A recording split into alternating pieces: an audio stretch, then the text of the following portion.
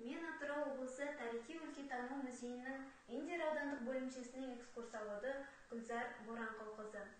Индер аудандық музейінің аудан ардақтылары залында орналасқан қазақтың тұңғыш бард ақыны, Қазақстан Республикасының мәдениет қайраткері Табылды Аяш жолына арналған экспозициялық көрме. Бұл көрмеге бард ақынымыздың студенттік шағындағы фотосуреттер, поэзия падишасы Фариза Оңғарсынова ақынның жыр кешіндегі, Индер аудандық мәдениет үйінің өнерпаздары мен досы ақын Бижан Қалмағанбетовпен бірге түскен және Табылды досымға арналған ән кешіндегі фотосуреттер қойылған.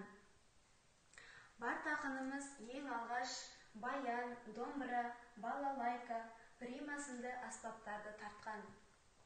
Кейін гитара аспабын тартуға әуестенген.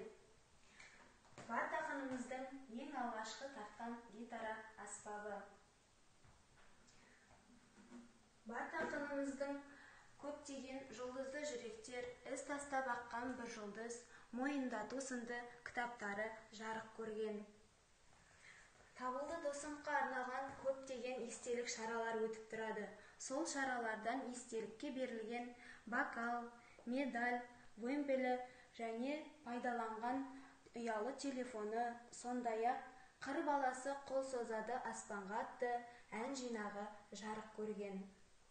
Көңіл қойып тыңдағандарыңызға рахмет.